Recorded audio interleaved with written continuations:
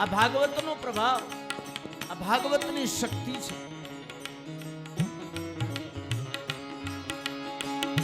ખર્ચી જો ખૂટી જાશે એ બ્રાહ્મણ, તારે વાપરવાનું ખૂટી જશે, તારી પાસે ધન ખૂટી જશે તો ઉપાધિ એને થશે. તારે ચિંતા કરવાની જરૂર નથી. એના ઉપર ભરોસો રાખ. રાખ ભરોસો રામનો તો નાવડી તારી તરે. ખર્ચી જો ખૂટી જાશે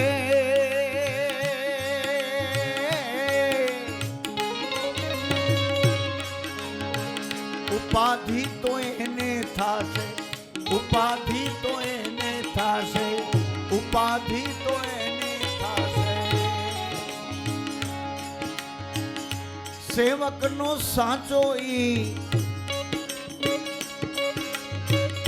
સેવકનો સાચો ઈ જય જય સીતારામ.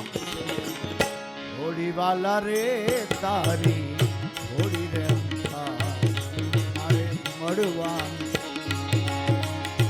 હોળી વાલા રે તારી હોળી રે અંકાર મારે મળવાની.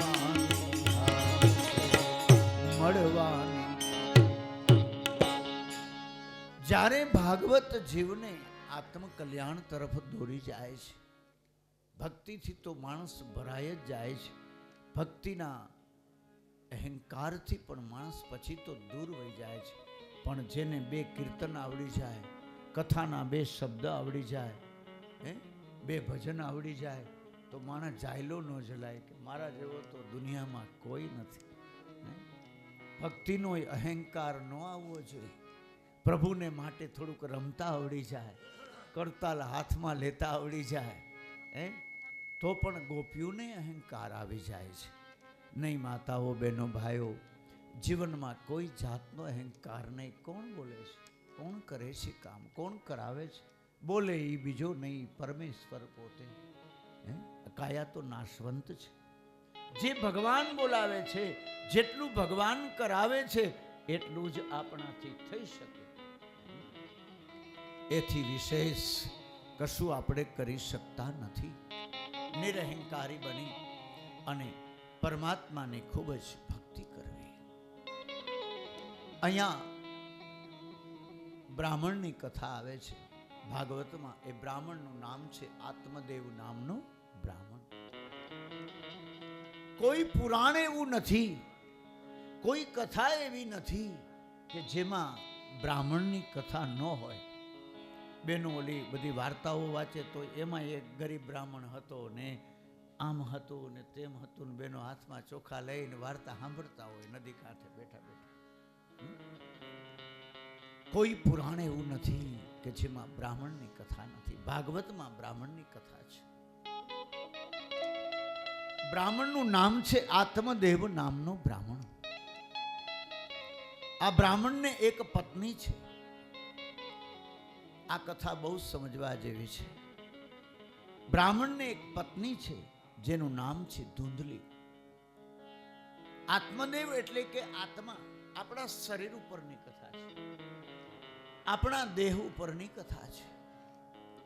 આત્મદેવ નામનો બ્રાહ્મણ એટલે કે આત્મા, અને ધૂંધલી મીન્સ કે આપણી બુદ્ધિ. ધૂંધલી એટલે આપણી બુદ્ધિ. બુદ્ધિના ખેલથી ને ન માપી શકાય. બુદ્ધિ તો જ્યાં ત્યાં લઈ જાય. માણસનું મન માણસને જ્યાં ત્યાં લઈ જાય. ધજાની પૂંછડીની જેમ ફરકા જ રાખતું હોય. મનમાં તંગ માને નહીં, જબલગ ખતા ન ખાય, જૈસે વિધવા નાર કો ગર્ભ રે પછતાય. ધૂંધલી છે એટલે કે બુદ્ધિ, શરીર ઉપરની કથા છે. સુતપુરાણી કહે ઋષિમુનિઓ સાવધાન, મહાત્મયમાં કથાને શ્રવણ કરો. આત્મદેવ નામનો બ્રાહ્મણ છે, ઘરે ધૂંધલી છે. ધૂંધલીનો અર્થ છે બુદ્ધિ. બ્રાહ્મણ કર્મકાંડી છે, નિત્ય કર્મ કરે છે, વહેલો ઉઠે છે, ગાયત્રી સંધ્યા પૂજા પાઠ કરે છે, શિખા રાખે છે. બ્રાહ્મણો ચોટલી રાખે, એ અમારું એન્ટેના છે. ટીવીમાં કેમ એન્ટેના હોય તો ઓલું બધું યાદ ન હોય તો બ્રાહ્મણને ભૂલી જાય તો આમ આ ગૌમુખ બનાવીને આમ ચોટલીને આમ અડે ને એટલે બધું ઓટોમેટિક ભાગવત વાંચવું ન પડે, યાદ આવી જાય. ચોટલીમાં એવડી તાકાત છે એટલે એને કીધું છે ચોટલી, HOT, ચોટલી. તૈનાલી રામા. તો બ્રાહ્મણ વેદજ્ઞ છે, વહેલો ઉઠે છે, કર્મ કરે છે, કર્મકાંડ કરે છે, પણ ઘરેથી જે પત્ની છે ને એ કર્કશા છે, ઝઘડાખોર છે. બ્રાહ્મણ બિચારો જમવા બેહે ને છૂટા વેલણનો ઘા થાય કે આ તો વેદીઓ છે, આ બ્રાહ્મણ વેદીઓ છે ને આવા મારા ક્યાં ભાગ લખાતા તે મારા ભાગમાં આ ભટકાણો. ઉકારે તુકારે બોલે છે, બ્રાહ્મણને ન બોલવાના શબ્દ બોલે છે, કટુ વચન બોલે છે, કરુણતાના શું. પણ છતાં વેદજ્ઞ બ્રાહ્મણ છે, સુદામા જેવો પવિત્ર બ્રાહ્મણ છે. બ્રાહ્મણ એક શબ્દ બોલતો નથી. વગર વાંકે આ ધૂંધલી એને કનેડે છે. દુર્ભાગ્ય તો ઠીક કે સ્વભાવ આવો છે. કદાચ કોઈ સ્ત્રીનો સ્વભાવ એવો પડ્યો તો ભલે પડ્યો, નિભાવી લેવાનો. ઘડીકમાં સ્વભાવ બદલતો નથી. એ સ્વભાવને બદલવા માટે તો કેવડો સત્સંગ કરવો પડે, કેટલા ભાગવત શ્રવણ કરવા પડે. બ્રાહ્મણ વિચાર કરે છે કે આમનો સ્વભાવ તો આવો છે, કર્મ સંજોગે આ બધું લેખ હશે, વિધિને આપણે કહીને કે લેખ હશે. બે માણસો ઘણી વખત એવા બાજતા હોય 80-90 વર્ષે ઢીસુમ ઢીસુમ ચાલુ હોય તો અહીંયા આપણને એમ થાય કે હવે હું આ 80 વર્ષે 60 વર્ષે 70 વર્ષે હવે છોકરા પરણી ગયા, દીકરાની ઘરે દીકરા, દીકરીઓની ઘરે દીકરા, તોય બાજવાની હું ના નથી પાડતો. બાજજો, પણ કાયમી નહીં. મહિને દિવસે હારી પેટ બાજી લેવું, 6 મહિનાનું ભેગું બાજી લેવું, કાયમી નહીં બાજવાનું. બાજો, એમાં ના નથી. ભલે ઝઘડો કંકાસ થાય, પણ બ્રાહ્મણનું દુર્ભાગ્ય તો એ છે કે ઘરવાળી તો કર્કશા મળી છે પણ સંતાન નથી. લગ્નને આજ કેટલા વર્ષોના વાણા વાગ્યા, ફળ નથી. બ્રાહ્મણ વિચાર કરે છે કે મારે ત્યાં દીકરા નથી. અરે હું ગામમાં નીકળું, નગરીમાં નીકળું તો લોકો મને અપસુકન ગણે છે. નકર બ્રાહ્મણ જેવું સુકન તો ભીખાભાઈ દુનિયામાં કેવું. તમે બહાર નીકળ્યા હો ને બ્રાહ્મણ સામો મળે, તિલક વાળો, ધોતી વાળો, જીન્સ વાળો નહીં, ટેટુ વાળો નહીં. બ્રાહ્મણ સામો મળે, ત્રિપુંડ પૂર્યું હોય કપારમાં, વેદજ્ઞ બ્રાહ્મણ એનું તેજ કહી દે. બ્રહ્મ તેજ ઉપરથી ખબર પડી જાય કે બ્રાહ્મણ યોગ્ય છે, પાત્ર છે, પાત્રતા છે, તો શુકન ગણા છે. વ્યક્તિએ બ્રાહ્મણના દીકરાએ બ્રાહ્મણને છાજે એવો વેશ ધારણ કરવો જોઈએ. આ શાસ્ત્ર કહે છે. સાધુનો દીકરો હોય તો એ સાધુના દીકરાને સાધુતાઈને છાજે એવો વેશ ધારણ કરવો જોઈએ. જગતના તાતનો દીકરો હોય, ખેડૂનો દીકરો હોય, એને છાજે એવો એને ગણવેશ પહેરવો જોઈએ. જે જેનો વિષય એ પ્રમાણે એને વસ્ત્રો પહેરવા જોઈએ. પણ હવે આમાં તો ખબર નથી પડતી. આગળ તો પાઘડી ઉપરથી, એના ગણવેશ ઉપરથી ખબર પડી જતી કે આ બ્રાહ્મણ છે, આ જગતનો તાજ છે, આ ફલાણી જ્ઞાતિ છે, આ જ્ઞાતિ છે. હવે તો બધું ખેતર ભેરવાય. સેઢો ઘસાશે, ખેતરમાં નહીં રીએ ખૂંટ, અને આદિ વાહન છોડી કરી અને બ્રાહ્મણ ચડશે ઊંટ. કલયુગની અંધાણી છે. તો બ્રાહ્મણનું શરીર, સાધુનું શરીર તપને માટે છે, જપને માટે છે, કથાને માટે છે, કીર્તનને માટે છે. બ્રાહ્મણ દુખી છે. બ્રાહ્મણ વિચાર કરે કે આટલા વર્ષોનો મેં સંસાર આ ધૂંધલી જોડે વ્યતીત કર્યો છે, પણ હવે સંસારમાં મને કઈ રસ નથી દેખાતો. પત્ની પીડિત પુરુષ છે. ઘણા એવા પુરુષો જગતમાં છે કે જેને પત્નીના ત્રાસથી આત્મહત્યા કરવી પડી છે. એવું નથી કે પુરુષના જ વાંકથી પત્નીઓ આત્મહત્યા કરે છે. એવા ઘણાને હું મળ્યો છું, ડાયગ્નોસ કરેલું છે મારું. બિચારા કહે કે અદા હવે તો આ ભગવાન છોડાવે તો સારું, આ જોતરવા લે એવું લાગે છે. જીવતા માથાના વાળ ખેંચે. વિચાર તો કરો, આટલો ત્રાસ પતિ ઉપર, આટલો અત્યાચાર. પણ ये तो लकड़ का लाडू है, खाएगा वो भी पछताएगा, नहीं खाएगा वो भी. હજી ઘણાય ઘોડે ચડીને ભંગાવા તૈયાર જ બેઠા છે લાઈનમાં. અદા હગાઈ થઈ જાય એવું કરો. હા, કહેવાનો અર્થ એ છે કે પ્રભુની ઈચ્છા હોય અને ભગવાન જે જોડી બનાવે, અને જોડી તો એને કહેવાય રામ અને સીતા જેવી જોડી. જોડી તો એને કહેવાય લક્ષ્મી નારાયણ જેવી જોડી. જોડી તો એને કહેવાય કે ઇન્દ્ર ને ઇન્દ્રાણી જેવી જોડી.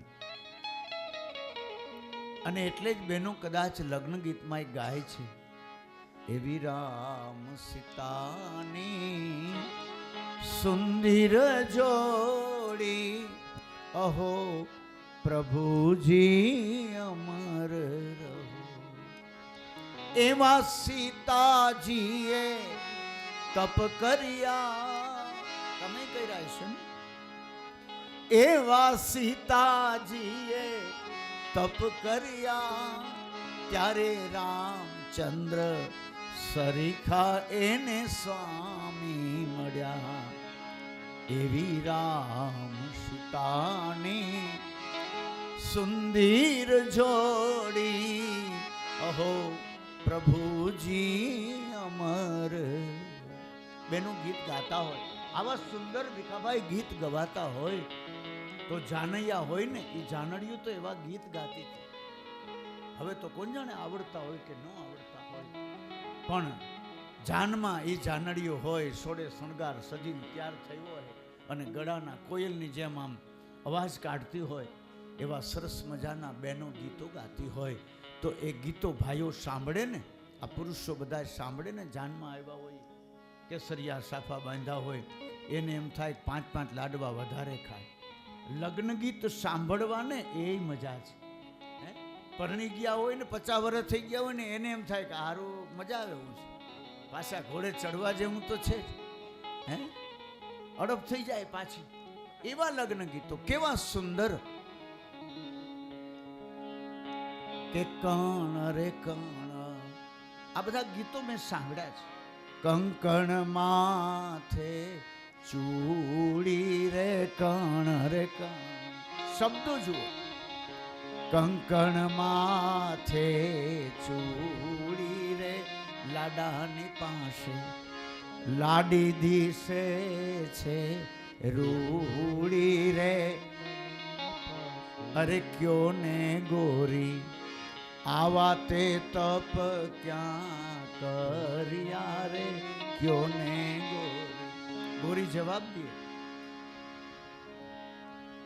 કે માટેલ ધરે ખોડિયારમાં પૂજવાને ગયા તારે. માટેલ ધરે મજા આવે છે ને? ખોડિયારમાં પૂજવાને ગયા તારે, એના રે તપે આવા તે સ્વામી મળ્યા રે કણ રે કણ. લગ્ન ગીતો સાંભળીએ તોય આટલો આનંદ આવે, તો એ લગ્ન ગીતની તાકાત કેવી. અને અત્યારના લગ્ન ગીત બેનો ગાતા હોય, ક્યાંક મેં સાંભળ્યા છે. અમે તો આ દીકરીઓ પરણાવવા જાય ને એટલે અમને અનુભવ છે, બધા ગાતા હોય.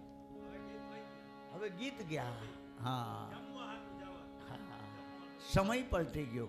તો એવા ગીત હોય, બ્રાહ્મણોને આનંદ આવે, વિધિ કરાવતા હોય, ગોર બાપાને ગીત ગાય કે ગોર કરો રે ઉકેલ, ગોર ઝટપટિયા. ગોર બાપાનો વારો આવે એવું નથી. બધાનો વારો તો ફટાણા કહે ને, શું કહે કે વટાણા ફટાણા. વટાણા તો પછી વેરી દેવાના હોય, ઘણા વટાણા વેરી દે.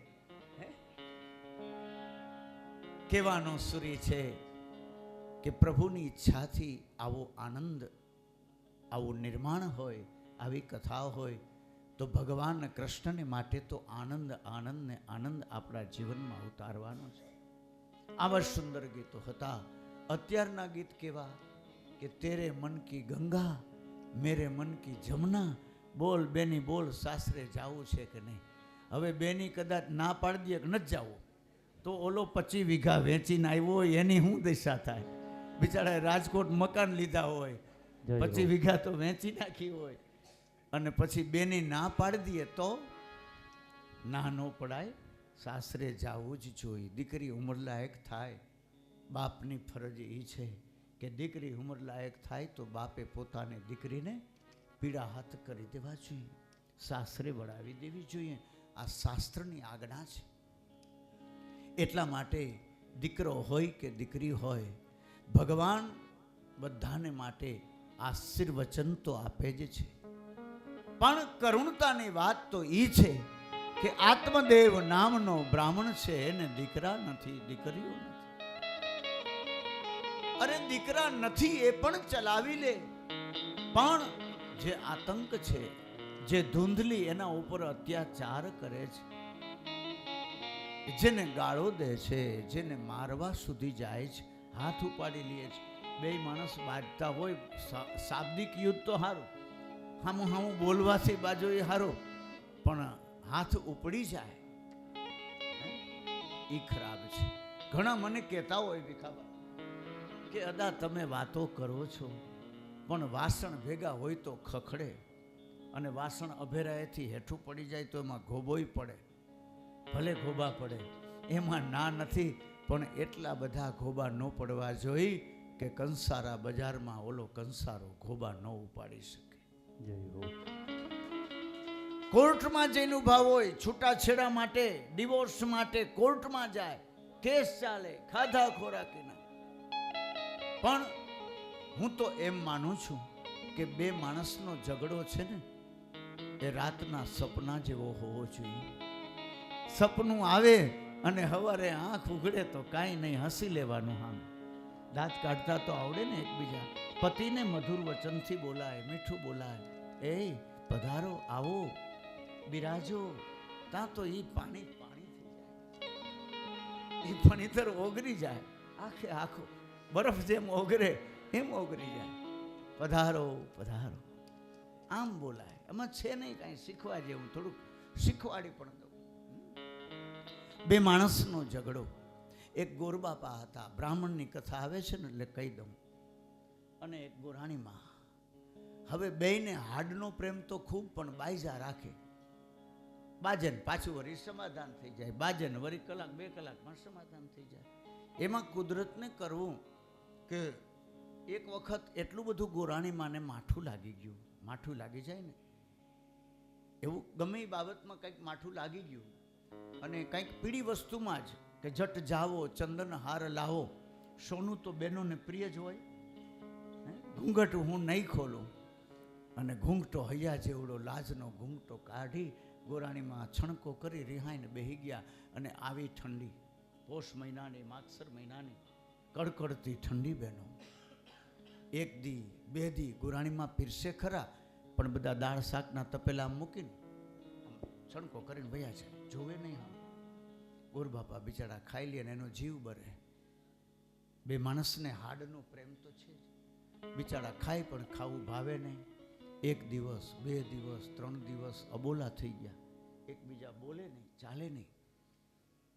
અને બરોબર પોષ મહિનાની કડકડતી ઠંડી, પોસી પોસી પૂનમડીને આકાશે રાંધા. અને આપણે એમ કહીએ છીએ અગાસીએ રાંધા, અને ખરેખર તો એમ બોલવાનું છે, પણ આપણને મગજમાં આવ્યું બેસી ગયું કે આકાશે રાંધા, અગાસી ઉપર અન્ન રાંધવું. જેમ વનભોજન કરીએ ને એમ. પછી ભાઈની બેન રમે કે જમે, એ બધા આપણે એવા વ્રતો આવે છે. હવે રિહાણા તો રિહાણા. બે માણસમાં એકબીજાએ રિહાતાય શીખવું પડે. બહેનોને તો જો કે આવડે જ, પણ ભાઈઓને બિચારાને ન આવડે. બહેનોને તો રિહાતાય આવડે ને, પણ આ ફણીધર ને રિહાવું હોય તો કેમ રિહાય? એ મને આવડે છે, હું શીખવાડી દઈશ. ફણીધર ને કંઈક રિહાવું જોઈએ. ફણીધર રિહાય ને બેનો મનાવે, ઘરના રિહાય ને એના પતિ મનાવે. મનાવતાય આવડવું જોઈએ, રિહાતાય આવડવું જોઈએ, બધું શીખવાનું છે. હવે અબોલા લીધા છે, બોલે નહીં. પોષ મહિનાની ઠંડી. આગળ તો શું છે, ગામડામાં સગડી કરીને બધાય તાપતા, અને ગોરબાપાએ ધોતી પ્રદાન કરી છે સુંદર મજાની. ગોરબાપા બેઠા બેઠા તાપે છે ગુરાણીમાં રસોડામાં. એમાં કંઈક વાવાઝોડું ગમે થયું ને પવન ઓચિંતાનો આવ્યો અને સગડીમાંથી ઓલો તિખારો ઉડીને ગોરબાપાના ધોતિયામાંથી. ગોરબાપા બિચારા ભોળા છે, હવે ભોળા તો ભગવાનને ગમે જ છે. હવે ગોરબાપા બિચારા ભોળા અને માંડ માંડ બોલે એવું તોતડું તોતડું બોલે દરજીની જેમ. હવે ગોરબાપાને ખબર નથી કે ધોતિયા માથે તિખારો પડ્યો છે. ઘરના એ રસોડામાંથી જોયું કે આ તિખારો કોટનનું ધોતી, નાયલોનનું ધોતી છે. જો હમણાં હળગશે તો અમારા પતિ દાજી જાય. આ પ્રેમ છે ને, લાગણી. નથી બોલતા તોય કેમ દયા આવી. વિચાર કર્યો કે હવે આની આરે બોલતી તો નથી જ, પણ આને સમજાવવું કેમ, આને કેવું કેમ કે આ ઘટના ઘટી છે. એટલે ગોરાણીમાં રસોડામાંથી લોટ બાંધતા બાંધતા આવ્યા. આ બાજુ ગોરબાપા તાપતા હતા. ગોરબાપા આમ જુએ પણ હામું તો જોયું જ નહીં. ગોરાણીમાં એ ગીત ઉપાડ્યું. એ ગીત ગાવું?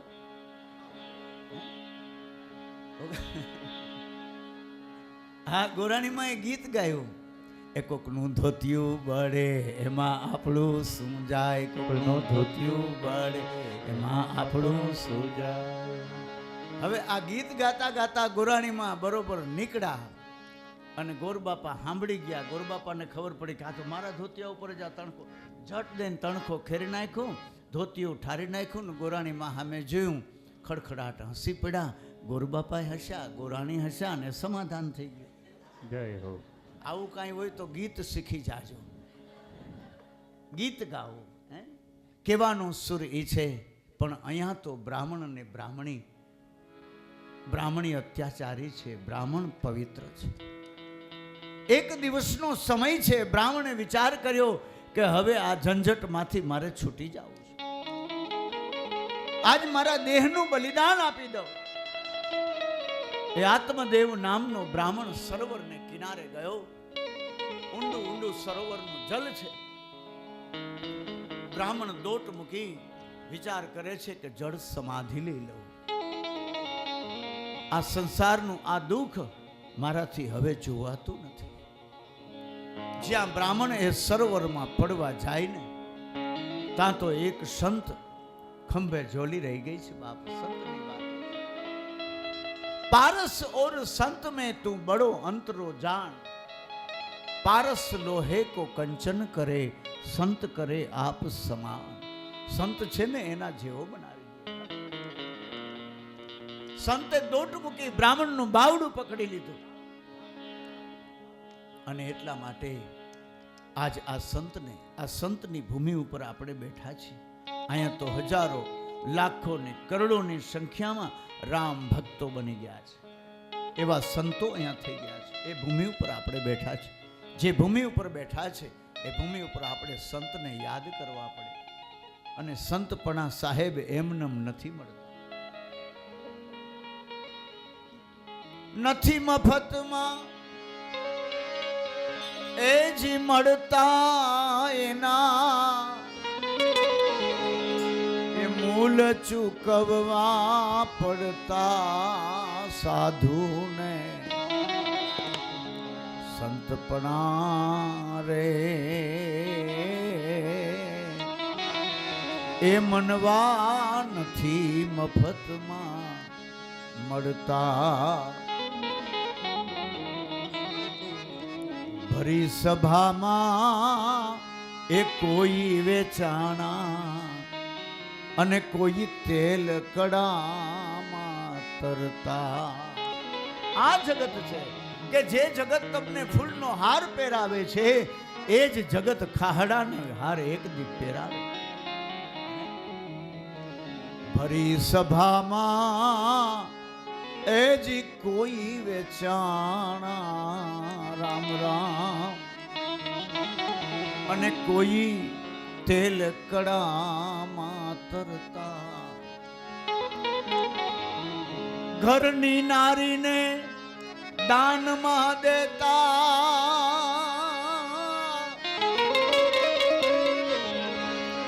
એ જી દિલ એના નથી ડગતા ડગતા, આવા સાધુને સંતપણા રે એ મનવા નથી મફતમાં મળતા. આવા સંત એને યાદ કરવા પડે. સંતપણા એમનેમ નથી મળતા. જગતના ખૂબ જેને માર ખાધા છે, જગતના કમેણ સહન કર્યા છે, આ તો મોઢે મોઢા હજાર છે. ગોરો કુંભાર ભગવાનનો પરમ ભક્ત બિચારો માટીના વાસણો બનાવે અને માટી ખૂંદતો તો, અને નાનું એવું બાળક રમતું રમતું આવ્યું. એને ખબર નથી ભગવાનમાં મસ્ત બની ગયા. નરસિંહ મહેતા ભગવાનની ભક્તિ કરે, હાથ સળગવા લાગ્યો. એને ખબર નથી ભગવાનની ભક્તિનો આવો રંગ છે. અને એ બાળક માટી ભેગું ચગદાઈ ગયું.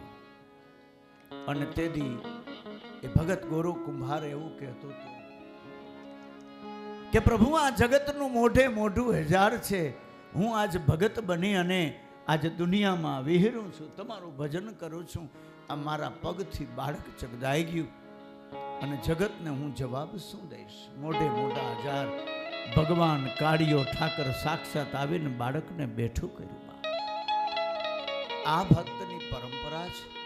ભક્ત બીજ પલટે નહીં, જુગ જાય અનંત, ઊંચ નીચ ઘેર અવતરે, પણ આખર સંતનો સંત. એટલા માટે ભક્તિ ખાંડાની ધાર છે. ભક્તિના માર્ગમાં પગલા માંડ્યા પછી અને ભક્તિ કરો ને એટલે પહેલા વેલો વિરોધ તો તમારા કુટુંબથી જ થાય. કે જો ને હમણાં તો ભક્તિ કોટા કાઢી ગઈ છે. માધાપરમાંથી ભક્તિ ઉપડી ઠેઠ અયોધ્યા ગઈ. ઓટે બેવાવાળા ભક્તિ ભલે ને ઉપડી ભાઈ, તને શું તકલીફ છે? તું તારે પ્રભુનું ભજન કર. ભક્તિ કે હમણાં તો સમરા કાઢી ગઈ, કોઠા કાઢી ગઈ, પણ તું હરિનું ભજન કર. પણ નો કરી હગે, ઓટાવાળા નો કરી હગે. તો ભગવાનની ભક્તિ કરો તો સમાજ તો પછી વિરોધ કરે જ, અને ભલે કરે. મીરાબાઈએ કીધું કે સાધુ અને સંતોના સંગમાં બેઠા બેઠા મેં તો લોક લાજ ખોઈ નાખી. મેરે તો ગિરધર ગોપાલ દૂસરો ન કોઈ, સાધુ સંગ બેઠ બેઠ લોક લાજ ખોઈ. ભક્તિ કરો તો કટુ વચન શ્રવણ કરવાની શક્તિ રાખવાની, અને જગત બોલે બોલે એને બોલવા દેવાના, એનો વિરોધ નહીં કરવાનો. ભક્તિ માર્ગમાં હજારો વિઘ્નો આવે, વિઘ્નો હજારો નડ્યા છે ને નડશે, પણ બુદે માયરા પાણી જુદા કેમ પડશે? હજારો વિઘ્નો નડ્યા છે અને હજારો નડે છે, પણ એનાથી હરેરી જવાની જરૂર નથી. ઘણાને આપણે કહીએ ભાઈ હરેરી જાતો નહીં, હિંમત રાખજો. અમારા ગણુભાઈ કે હિંમત રાખજો, હિંમતે મર્દ બનો, અને હિંમત રાખો તો જ આપણી ભક્તિ સફળ થાય. પુરુષોને તો ઠીક કસોટી આવે, પણ મારી બહેનો તમને જે કસોટી આવે અને જગત જે બોલે એ કદાચ પરમાત્માથી સહન ન થાય, કાળિયા ઠાકરથી સહન ન થાય. એટલે જગત સામું કંઈ જોવાનું નથી. ખૂબ જ પ્રભુને ભજજો, ખૂબ જ તીર્થયાત્રા કરજો, ખૂબ જ દેવની પૂજા કરજો. નિત્ય વહેલા ઉઠી અને તમારા આત્માનું કલ્યાણ થાય એ કરતા રહેજો. જગત ભલે બોલ્યા કરે. આજે અયોધ્યા છે તો કાલે પાછા હરિદ્વાર હશું, અમુક સમય પછી બીજા તીર્થક્ષેત્રમાં, અન્ય તીર્થક્ષેત્રમાં એવો સતત વિચાર કરી અને સતત તીર્થક્ષેત્રમાં કથા કીર્તન ભક્તિ ભાવ સહિત આપણે અભિયાન ચલાવવાના છે. એ અભિયાન તો તીર્થભૂમિ જેટલી જેટલી છે એવો સંકલ્પ છે કે ભારત દેશની જ્યાં જ્યાં તીર્થભૂમિ છે, 12 જ્યોતિર્લિંગ છે. અમારે એક બેન છે ભક્ત, રઘુવંશીના એમનો એવો સંકલ્પ મને કહ્યો, હું રાજી થયો. મને કે દાદા જેટલી જ્યોતિર્લિંગ છે 12 જ્યોતિર્લિંગ, એ જ્યોતિર્લિંગ ઉપર મારે આપની કથા લઈને જવું છે. તો એ એનો ભાવ છે અંતરનો. અંતરને ભાંગ્યા વિના ઉગરો નહીં આવે. પ્રભુને ભજો, પ્રભુને ખૂબ જ ભજી અને ભક્તિના માર્ગે ડગલા આગળ માંડો. આજે સંત આવ્યા. સંતે એ બ્રાહ્મણનું બાવડું પકડી લીધું કે ભૂદેવ આ ન કરાય, આત્મહત્યા ન કરાય. આત્મહત્યા જે માણસ કરે છે એ પ્રેત થાય છે. પ્રેત યોનિમાં એને જવું પડે છે. અને તમે તો ખુદ બ્રાહ્મણ છો, આ રેવા દ્યો, આ ન કરાય. શું કામ તમારે આ કરવું પડે છે? બ્રાહ્મણ રડતા રડતા સંતને બે હાથ જોડીને એવું કહેતો હતો કે પ્રભુ, સંત આપ તો મારા અંગત હોય એવું લાગે છે, એટલે મારા જીવનની વ્યથા કહું. તમારું જે દુઃખ છે એ બને ત્યાં સુધી કોઈને કહેવાય નહીં. આપણા ઉપર જે દુઃખ પડ્યું છે આપણે જ ભોગવવાનું છે. બીજાને કહેશું તો જગત સાંભળી તો લેહે ને પાછળથી ગિલાયું કરશે. પાછળથી જગત ગિલાયું કરશે. એટલે પોતાનું દુઃખ કોઈ સંત હોય, કોઈ બ્રાહ્મણ હોય, કોઈ ગુરુ હોય, એની પાસે કહેવાય. સંતને બ્રાહ્મણ આત્મદેવ એમ કહેતો હતો કે બાપુ, મારા જીવનમાં એક દુઃખની પેલા વાત કરી દઉં કે મારી ધર્મપત્ની કર્કશા છે. હાલો બાપુ, એનોય મને વાંધો નથી, એને હું નિભાવી લઉં, પણ મારા જીવનમાં સંતાન નથી, દીકરા નથી, અને જગત મારું અપશુકન ગણે છે, દીકરા નથી. સંતની આંખમાં આંસુ આવી ગયા છે. સંતની આંખમાં બોર બોર જેવડા અશ્રુઓની ધારા વહેવા લાગી. સંતના રોમ રોમ ઊભા થઈ ગયા. અરે બ્રાહ્મણ, દીકરા નથી? બોલે હા બાપુ. સંતે વિચાર કર્યો કે આ બ્રાહ્મણ જો આત્મહત્યા કરશે ને હું એનો સાક્ષી બનીશ તો મને કલંકનો પાર નહીં રહે. ગમે એમ કરીને આ બ્રાહ્મણને મારે બચાવવો પડે, ઉગાડવો. એટલે પોતાની ઝોલીમાંથી એક ફળ કાઢ્યું. એ ફળ કાઢી અને બ્રાહ્મણને આપ્યું, આત્મદેવને કે લે ભૂદેવ, આ ફળ તારી ઘરવાળીને ખવડાવી દેજે. જા, તારે આંગણે દેવના ચક્ર જેવો દીકરો રમશે. પણ આ કર્કશા માને તો ને, આ ફળ ખાય તો ને. બિચારો બ્રાહ્મણ હરખમાં ને હરખમાં સંતને યાદ કરતો કરતો આયલો આવે છે. સંતને હૃદયથી યાદ કરે છે કે મારા સંતે મને ફળ આપ્યું. આવા સંત સાચા મોતીનો ચારો ચરે, એવા હંસ જેવા સંત. જોતા રે જોતા માય એ જડિયા જીરે સાચા સાગર નામ. જોતા રે જોતા રે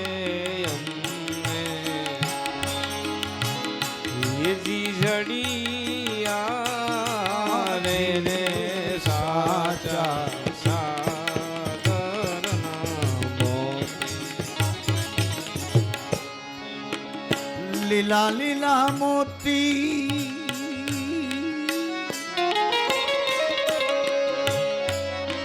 સંતો ભાઈ પીડા પીડા મોતી.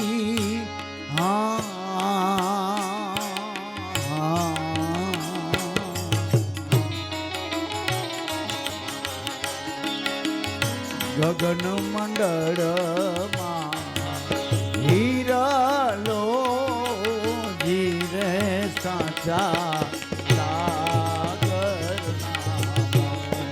જોતા રે અવસ્થા એ જડિયા રે રે સાચા સાગર નામ. હીરે મોતી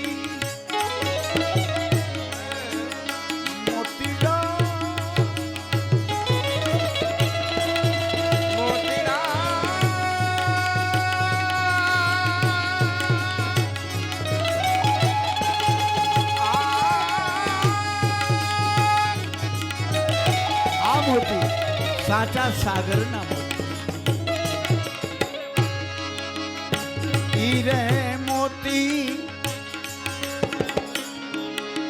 સંતો ભાઈ કોઈ લાવે ગોતી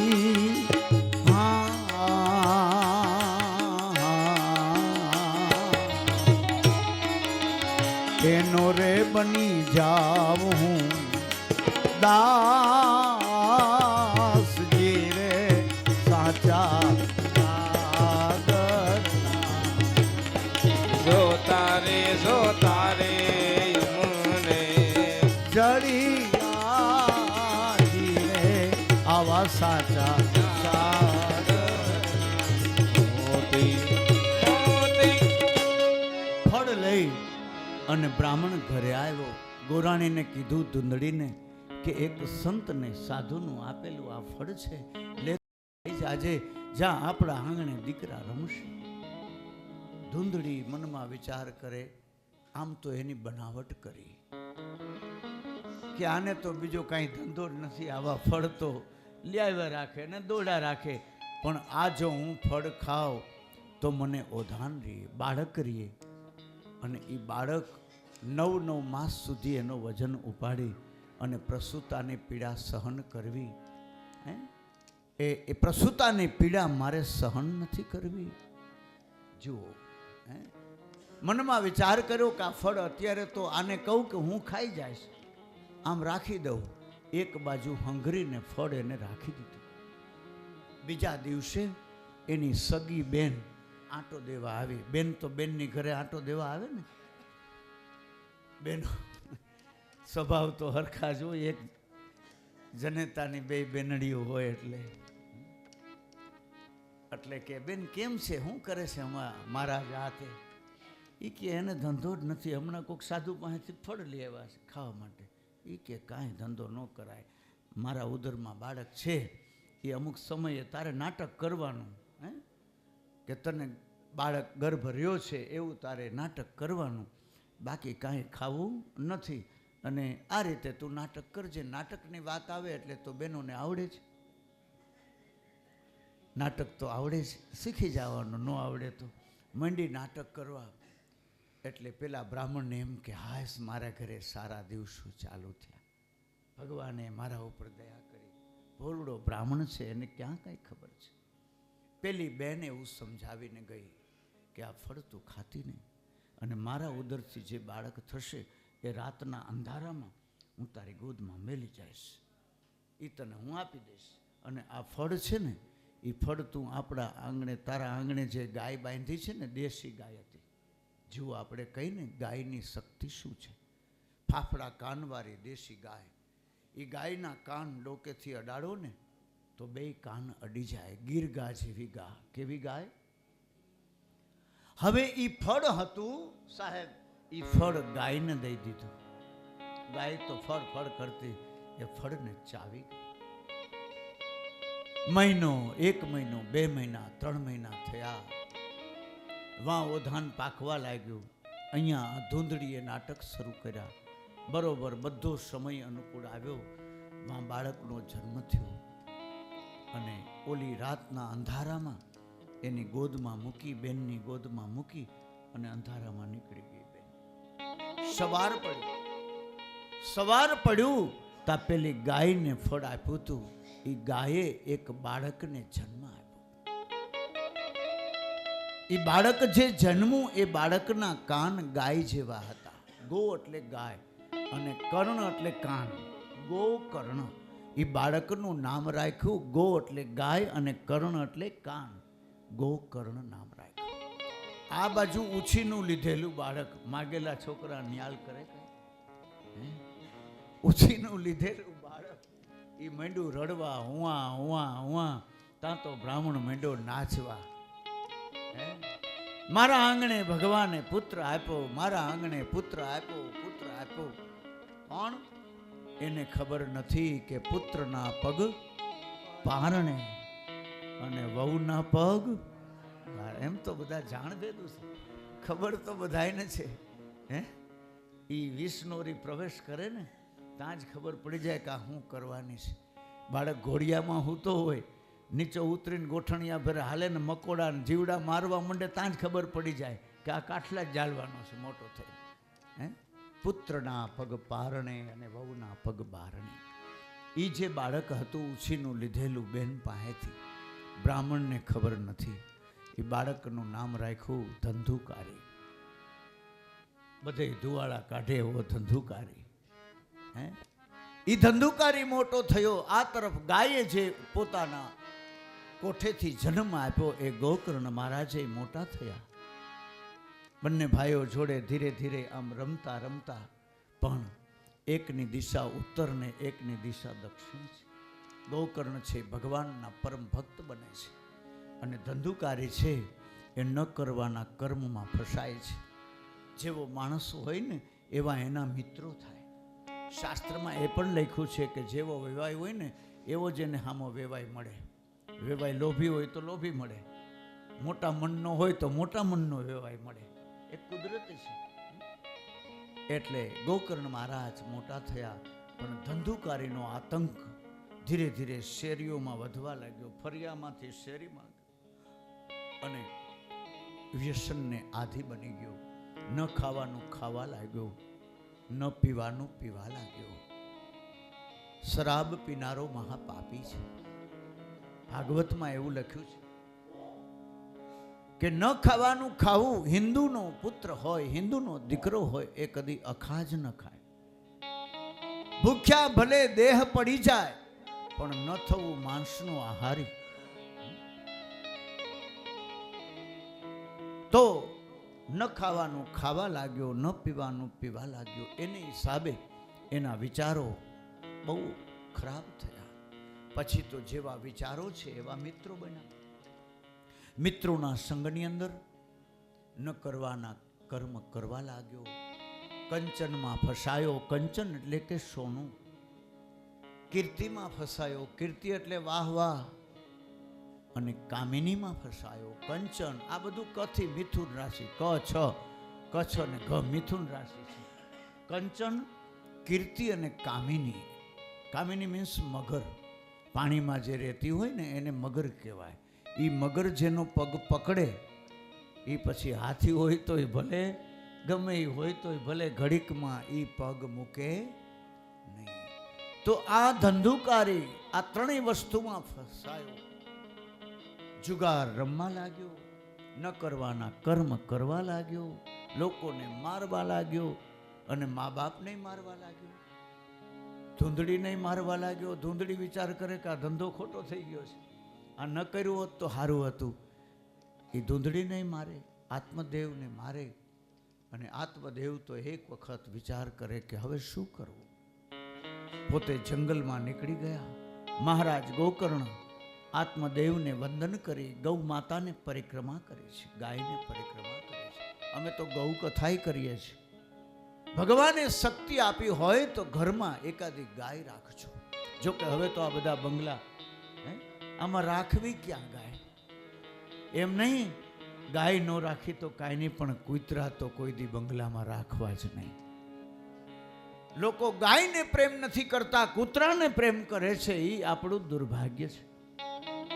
ફોર્ચ્યુનર ગાડી હોય તો ભલે, એ ગાડીની અંદર કૂતરાને બેસાડ્યું હોય. આલ્સિયસ, બુલડોગ, અંગ્રેજી કૂતરા આવે છે. કૂતરાને કોઈ દી અડાય નહીં, બિલાડાને કોઈ દી અડાય નહીં. શાસ્ત્ર ના પાડે છે. કૂતરું અને બિલાડું તો ચાંડાળ છે.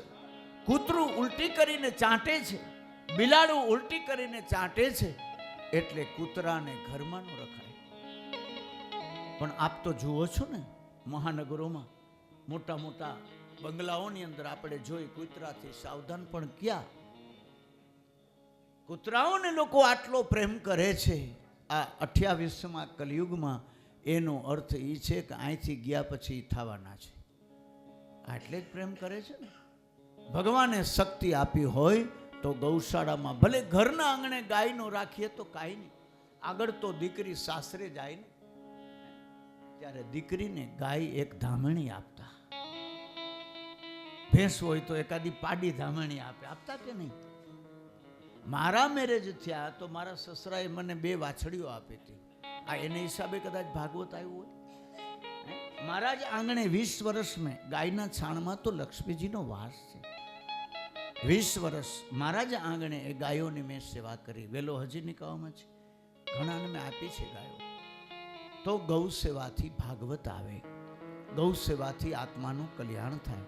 ઘર આંગણે ગાય ન રાખીએ તો કાંઈ નહીં, પણ ક્યાંક ગૌશાળા હોય ને એ ગૌશાળામાં જઈને ગાયની સેવા કરી લે. ગાય નહીં બચે તો આ સૃષ્ટિ નહીં બચે.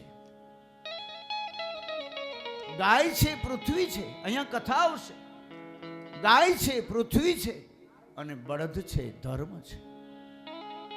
ગાયને બચાવવી પડશે. તમે જુઓ, લાખો ગાયો અત્યારે રસ્તા પર રખડે છે, લાખો બળદો. ધર્મ જેને આપણે કહીએ છીએ, એ ગોરિયા વાડીએ બાંધ્યા હોય તો રૂપ કેવું લાગે. વાડીએ ખેતરે જાઓ, બળદની ખેતી, કેવો આનંદ હતો. પણ કલિકાળનો સમય છે, એટલો અફસોસ નથી કરતા આપણે. પણ એટલું તો જરૂર આપણે વિચારીએ કે ભગવાન આપણને એવી શક્તિ આપે કે આપણે ક્યાંક જઈને ગાયની સેવા કરીએ. અને એટલા માટે દીકરીને ગાય કીધી છે. ગાયને બચાવો, બેટી બચાવો, ગાય બચાવો, દીકરી બચાવો. આ દેશમાં દીકરી આવશે, રાષ્ટ્રમાં દીકરી આવશે તો એ દીકરી જપ કરશે, તપ કરશે અને બેય પખાને ઉજળા કરશે. એ દીકરી મા બાપની આબરૂ ઉજળી કરશે અને એના સસરાની આબરૂ